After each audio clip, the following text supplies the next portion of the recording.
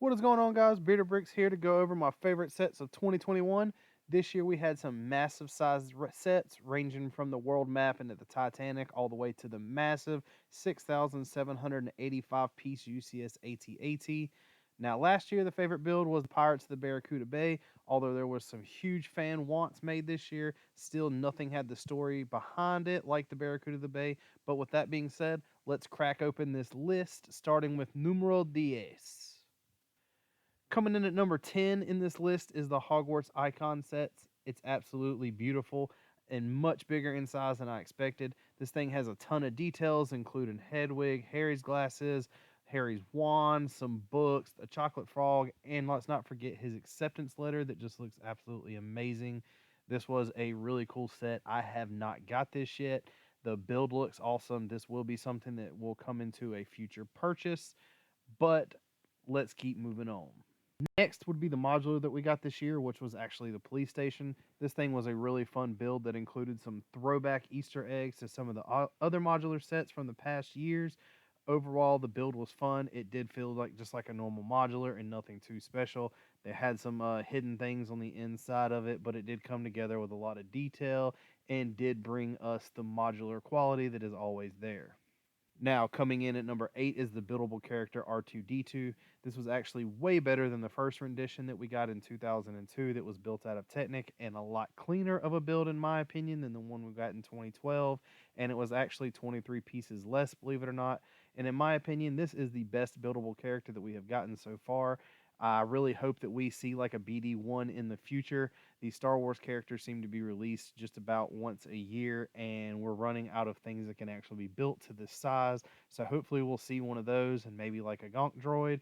But we can all pray, we can all hope that Lego answers our questions and fulfills our needs.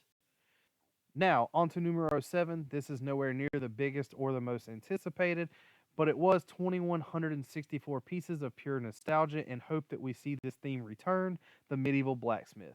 This was the second set that I've used a light brick in, and this was one of the coolest.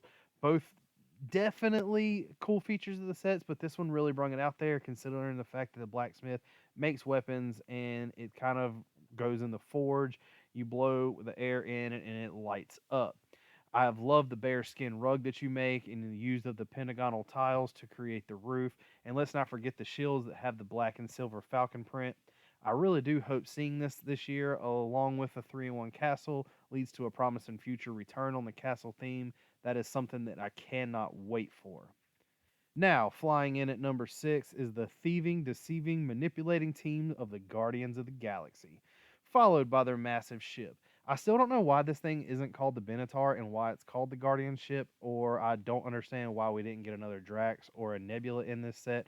But nonetheless, this is an amazing build, and not only is the build fun and big, it also includes a very cool stand that you build that rotates to give an amazing angle to display.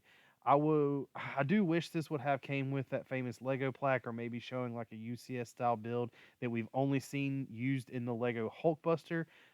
Marvel hasn't really released anything that's kind of like the big UCS scale, but this would definitely be one of them, and I cannot wait to see that they keep doing these things in the future. I really hope that they push the boundaries with this and show us bigger ships because so far when it comes to Marvel, all we've gotten is like the playset type scales, and I would love something bigger and much more detailed.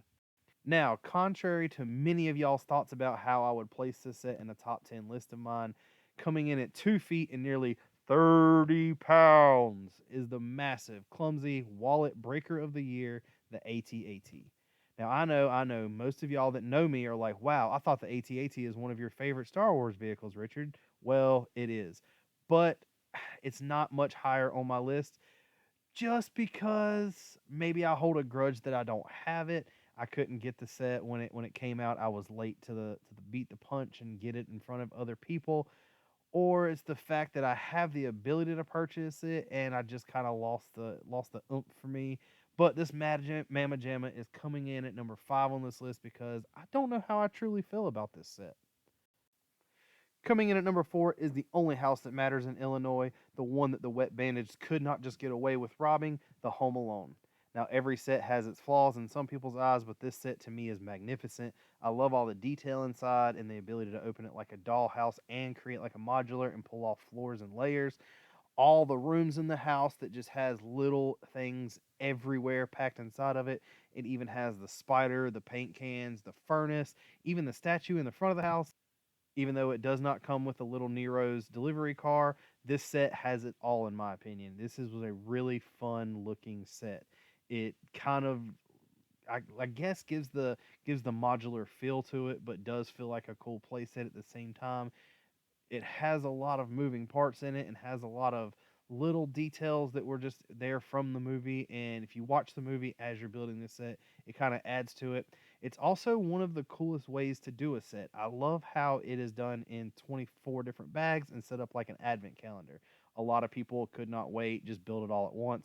But I do give props to the people out there that are building it each night, one step by one step, and not rushing to get it done. Next, to add to all of the wow, didn't see that coming in this list, is the Ninjago Gardens. This was an amazing build, hands down. I loved all the little decorations that you build for each room or every restaurant. I absolutely love all the ways that the awnings were created using weird and strange pieces like hatchets. um, Being Ninjago isn't my favorite theme, but I have spent a lot of time watching the TV show, building different sets from them. The cities from Ninjago, all the sets kind of just knock it out of the park. And I'd like to include that this is about the best bang for your buck that we have seen in a very, very long time. If you're looking at cost per piece, which is only 5 cents, if you are wondering, this is the best bang for its buck. Now, we all know from watching a certain movie about this set that there was enough damn room on that door for both of them. Also, why didn't they have enough lifeboats for everyone? And the band on the ship was actually the true OGs. Not that the movie had anything to do with the ship, other than it sinking, comes the massive 4.5 foot long Titanic. Now, this doesn't come with any minifigures and also has the worst nameplate that LEGO has ever added to a set in history. It's massive, just big, big, big. It shows really cool micro detail inside and has a thought out working engine that you can split the massive ship in half, just like in real life. But there is no water or icebergs to really allow any scene reacting. This is a set that you're pretty much just going to buy and set on the shelf. Next, we have a set that many people nearly fainted when hearing it was being released. The massive, non-proportion, exclusive fig having. Wait.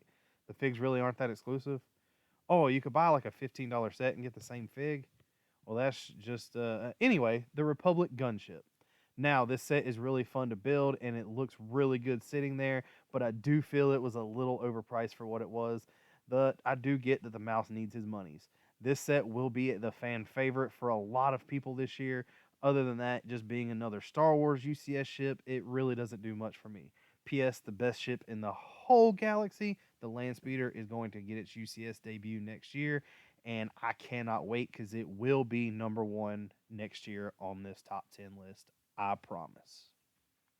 Now, last but definitely not least, because this is a descending list from my favorite of the year, not the most hated, but this is like like the number one set. Never mind. You get it. It is the Web Slingers number one choice for all the local news in New York, the Daily Bugle. What can I really say bad about this set? It came with some amazing minifigs, including some exclusives like the Punisher and Daredevil for the first time.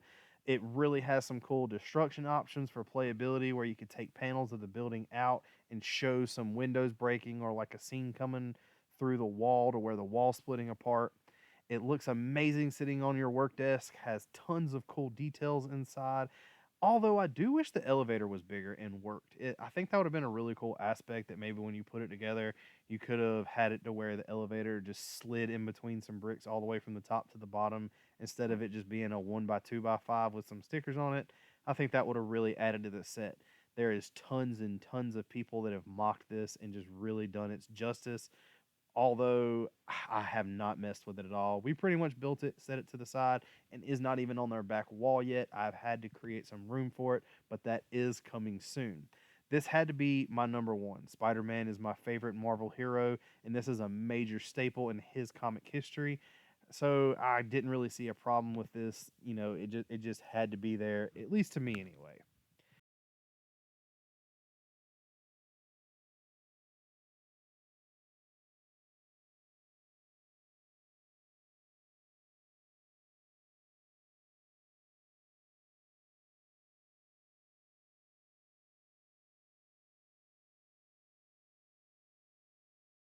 Now, there's going to be a ton of people that watch this. Well, let's just be real with you. All 5 of you that are watching this are going to be really upset that my number one isn't the ATAT or the gunship, or maybe even the Mario Cube didn't make it. The Batman Tumbler isn't on here.